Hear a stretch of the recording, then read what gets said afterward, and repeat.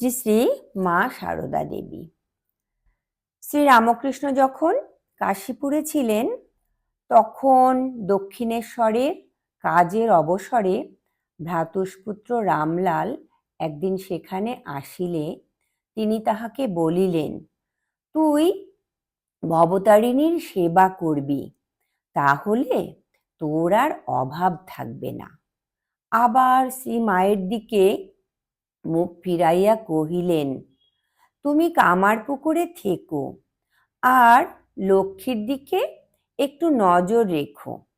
ওকে খেতে দিতে হবে না, তবে সে যেন বাড়ি থেকে কোথাও না যায়। ভক্তেরা আমাকে যেমন ভক্তি করছে তোমাকেও তেমনি ভক্তি করবে।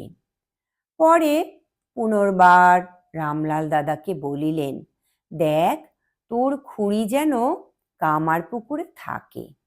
রামলাল দাদা উত্তর দিলেন, ওর যেখানে ইচ্ছে হবে সেখানে থাকবেন। ইহার তাৎপর্য বুঝিয়া ঠাকুরের উত্তর হইল, তাই তিনি তাহাকে ভৎসনা করিয়া কহিলেন, সে কি রে, তুই পুরুষ মানুষ হয়েছিস না, কি জন্য? লক্ষ্মী দেবী বৃন্দাবনে মায়ের সঙ্গেই ছিলেন, কিন্তু কামারপুকুরে যাইলেন না। তিনি সম্ভবত দক্ষিণেশ্বরে ভ্রাতাদের সহিত থাকাই শ্রেয় মনে করিলেন।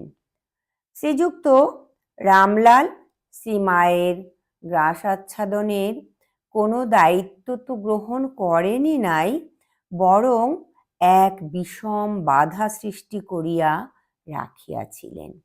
রানী রাসমণির দৌহিত্র শ্রীযুক্ত ত্রৈলোক্যনাথ বিশ্বাস শ্রীমাকে মাসিক ৫-৭টি টাকা দিতেন।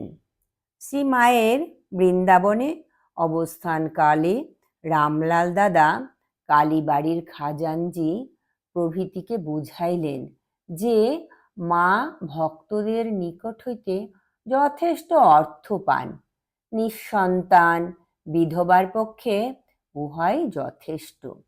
সুতরাং কালীবাড়ির টাকা বন্ধ হইয়া গেল।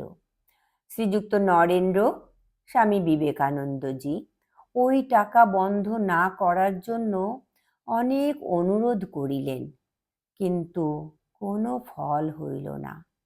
শ্রীমা সংবাদ পাইয়া অশেষ বৈরাগ্য ভরে কহিলেন, বন্ধ করেছে করুক, এমন ঠাকুরই চলে গেলেন, টাকা নিয়ে আমি আর কি করব?